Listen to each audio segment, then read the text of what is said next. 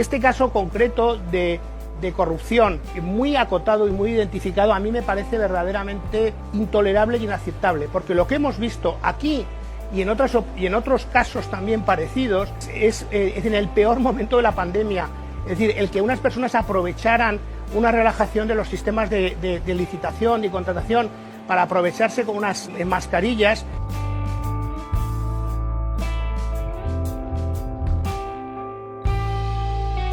Es muy probable que el nombre de Koldo García no les diga gran cosa, pero sí es un nombre que durante algún tiempo ha ido de boca en círculos políticos y periodísticos.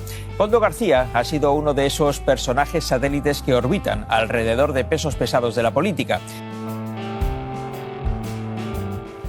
La trama, desde nuestro punto de vista, es tremendamente grave porque pende directamente de la cúspide del Partido Socialista y de las más altas esferas del Gobierno de España. Yo, como persona que ha estudiado este asunto durante 4 años y que conozco bastante bien a los personajes, lo que sí que tengo claro es que el señor Koldo García no es una persona que esté en disposición de ser el cerebro de nada. Ábalos, vamos a poner que es un negociante, me da igual que sea ministro.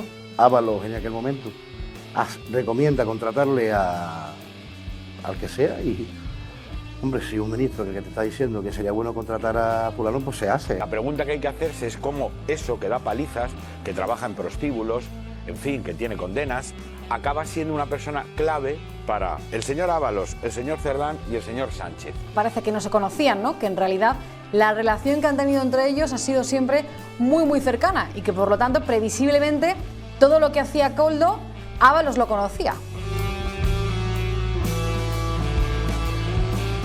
José Luis Ábalos era el responsable del gobierno de las compras sanitarias que se hacían a partir del día 20 de marzo y se podían hacer a dedo y sin concurso público.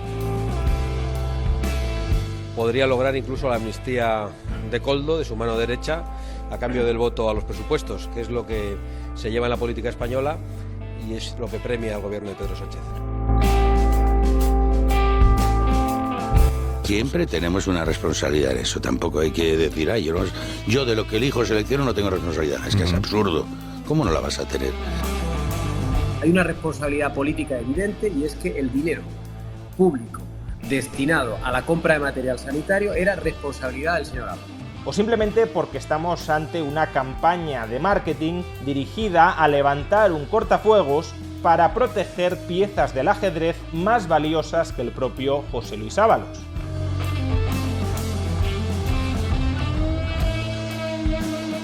Muchas horas en el coche con él y era una persona como muy entregada, muy comprometida, en fin, claro, en fin, todas las personas no son como aparecen ahí luego reflejadas, todos tenemos incluso hasta, si quieres en el peor de los casos, hasta doble cara, pero bueno.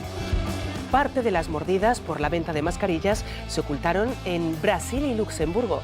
Los investigadores tienen claro que esas mordidas son las responsables del incremento del patrimonio de Koldo García, porque con sus nóminas, dicen, no podría haber pagado todos los inmuebles que compró. No es el caso Koldo, no es el caso Ábalos, es el caso Sánchez. Señor Sánchez, sin rodeos. Usted lo sabía y lo tapó. No me vale el argumento de que Sánchez no sabía nada. Sánchez era perfectamente conocedor de todos estos asuntos y, por supuesto, Ábalos también era perfectamente conocedor. Ahora lo que hay que ver es hasta qué punto Ábalos estaba o no integrado en toda esta trama. Moncloa ha diseñado una estrategia doble para escapar de la sombra del caso Koldo. Por un lado, consiste en encapsular el escándalo en Koldo García y en Ábalos para que no salpique a varios ministros y a la presidenta del Congreso, que podrían tener que dar explicaciones de por qué contrataron con la trama de Koldo García. ¿Hasta qué punto crees que esto pueda llegar a escalar tanto que afecte realmente a Pedro Sánchez? ¿O pasará como en tantas otras ocasiones que, pese a ser un sonado caso de corrupción, finalmente se quede en nada? La caída en desgracia del señor Ábalos no le protege, señor Sánchez, le desnuda. Por el momento han caído 2, pero otros 2, Santos Cerdán, el jefe de Recursos Humanos, y el presidente del Gobierno, Pedro Sánchez, le deben a todos los españoles muchísimas explicaciones. No solo estaríamos ante un partido político enormemente cínico que no tiene ningún reparo moral en sacrificar a personas que han sido muy importantes dentro de su organización política con tal de salvar a los líderes actuales. Sí, Pedro Sánchez resucita este asunto cada vez que tiene un problema. Ahora lo hace para defenderse atacando. Varios ministerios implicados en esto, está Transportes, pero está Interior, y precisamente el juez recuerda también que se vendieron mascarillas por un importe no menor de 10 millones de euros a Canarias y a Baleares. Me refiero, es que hay muchos entes tocados por una operativa de venta masiva de mascarillas por un precio desorbitado. Podríamos estar ante una jugada muy torpe. Me explico. Si el argumentario oficial del Partido Socialista Obrero Español pasa a ser que cualquier persona que haya tenido una mano derecha corrupta debe dimitir de sus cargos públicos, entonces el próximo que podría estar al caer podría ser el mismísimo Pedro Sánchez. Hemos visto que el presidente del Gobierno salía por piernas. Supongo que está más interesado en escuchar la entrevista del diputado Ábalos en Onda Cero, que hoy allí también le hacen una sesión de control. Y realmente me da lástima porque en 4 años da tiempo para que esta gentuza de la trama pues haya quemado sus pruebas. Es decir, se haya gastado el dinero, haya comprado propiedades donde haga falta. Por cierto, no en España. Si aquí lo grave es lo que han comprado fuera. Aquí lo grave es el dinero que se ha llevado ya fuera y que ya no vamos a ver el rastro.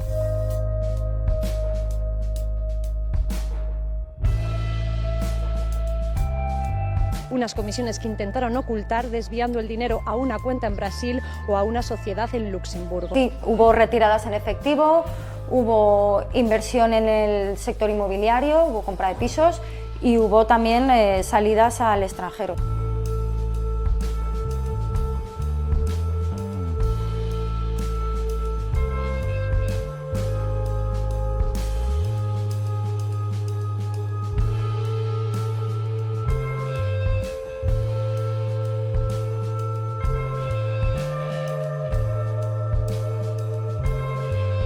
Le repugna la corrupción, pero convive con ella. Esa es la realidad.